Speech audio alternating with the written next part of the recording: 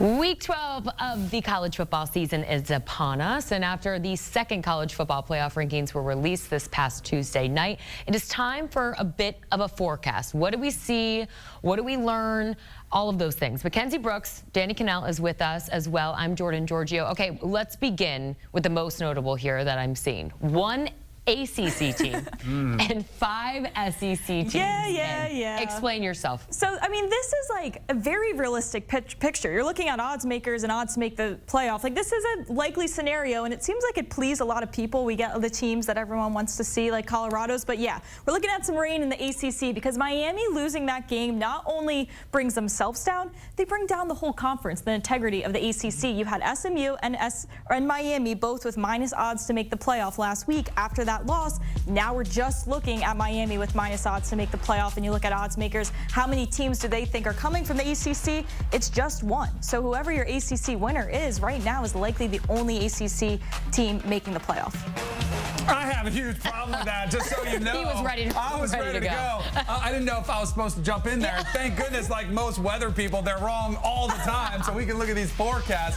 But here's the thing. So I think if Miami wins, which they would be favored most likely against SMU, then you are correct. The really interesting thing that's going to unfold is what happens to the conference losers. For example, if Miami wins out and they're ranked in the top 8, top 7, and SMU beats them, are they going to drop all the way out? Are you going to penalize them and keep a team like Notre Dame in, who doesn't even have to be subjected to a championship game? They don't have that many great wins. Like, what are we even doing? I know you don't love the idea of Notre Dame getting in, but that's just where they're priced right now. Like, I'm looking at where people are priced, and the way this playoff is priced right now is you have one ACC team, you get a Notre Dame, and you also only have one Big 12 team. Now, it'd be great for everyone and for TV if that team is Colorado, and there is a pretty solid chance that they pull this off. And I'd say weeks ago that probably wasn't the case. I was the first to be like, no shot.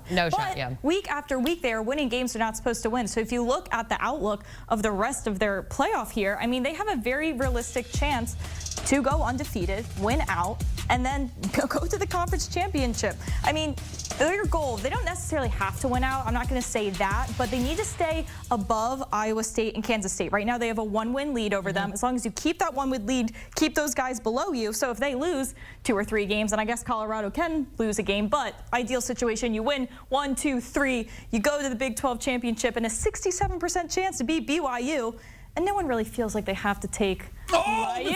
That's so wrong. No one feels I was like waiting for the dig. Now, here's the thing. Most of the times, this all works itself out. Like, BYU is only a field goal favorite against Kansas this week. Yeah, who even knows if they win out? Yeah. Right, so if they lose. But again, it's another one of those really interesting scenarios. What if BYU is a top 5 team by then? If they keep winning, Tennessee's going to drop out most likely if they lose to Georgia. Then what do you do with BYU if they lose in a close game to Colorado? You just send them packing? I am with you on Colorado, though. I was a hater of Colorado last year. I thought they were totally fraudulent. This year, I do think they are the best team in the Big 12. So I actually agree with you that they could end up winning this thing if the best team wins. They used to be, the Big 12 used to be priced as if we had an awesome undefeated team that maybe loses in the conference championship and that's their only loss, maybe we'll feel like we have to take them. I think odds are implying that they're not going to win out. Like, the way the Big 12 is priced currently to make the playoff is them saying, there's no shot BYU really wins out, really? Like, that's what they're thinking, and that's why you see the prices the way they are. Okay, so but if Colorado does, they go on, they win the Big 12 championship, that they would not have the 4 seed. They would actually have the 12 seed, setting up a potential first round matchup between Colorado and Ohio State. That is very likely because if Ohio State loses the Big 10 championship, they're the runner-up to Oregon. They're likely the 5 seed because they're a great team. And then you're playing the 12 seed. And if Boise State keeps being Boise State and we're not so convinced that this Big 12 winner is awesome, which, I mean, technically you would have to put Boise State up 4. You take the Colorado or Big 12 winner to 12, and it could be a Colorado-Ohio State first round. I mean, that'll get the people going. So, as much as I like Colorado, we did see them play against Nebraska earlier this season. Now, they've gotten a lot better. That was gross. But, I mean, this is the thing about the playoff. It's in a 1-game situation where we've seen all this parity, upsets galore. Give them a puncher's chance. I don't know if I would put money on it, but you know who would love it? The TV executives. That thing would rate off the charts. Okay, I just got to bring you back here, okay? Because we're talking about Ohio State. You see the Big 10 here. Danny. Oh, wow. I know. This is so disrespectful. I know. It just clicked. Guys, so I knew it was coming. I didn't make the rules. Explain to this yourself. game, okay? Where My are the best friend, Hoosiers? Coach Signetti. Where are the Hoosiers? Where's Coach Signetti? The Hoosiers are not here, and this is because I don't believe, and odds makers seem to not believe either, if they do not keep this within a 20-point loss. This is not a good loss for Indiana. I don't think they feel obligated to put them in this playoff because you saw it with Michigan, which is one of the better teams they played. They barely beat Michigan. So if that's the case, then on top of that, you get smacked down by Ohio State.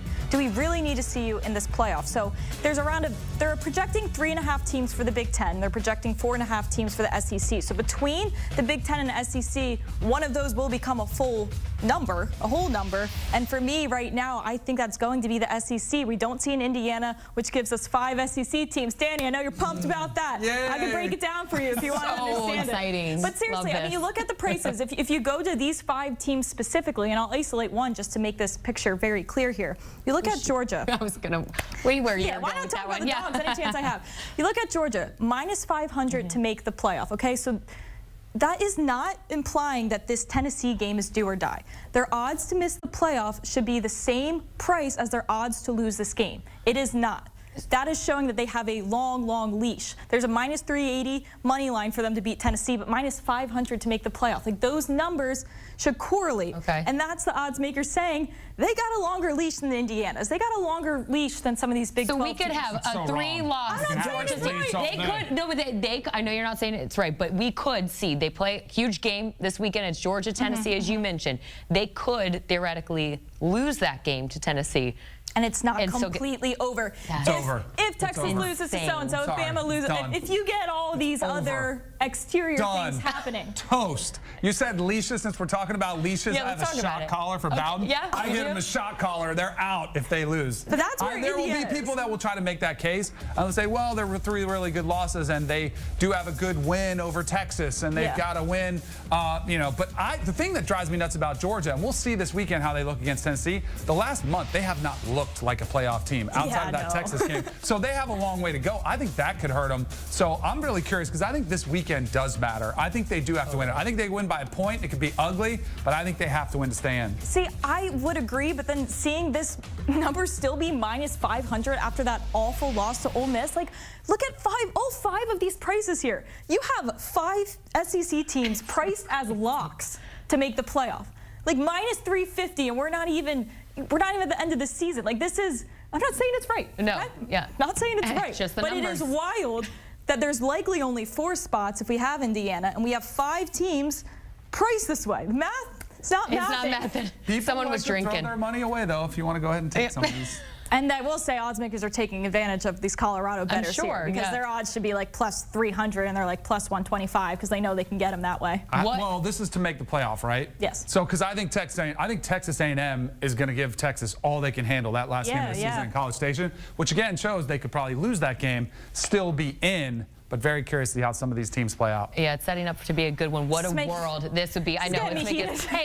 You get used to it because there's so much more of this to come on our Saturday college football pregame show. Woo, you can join Mackenzie, Danny, myself, and Damian Harris will also be in the building as we preview an exciting, stacked week in college football. A massive week. We'll see you at 9 a.m. on CBS Sports HQ. Keep it right here for all of the highlights, news, and analysis you could want.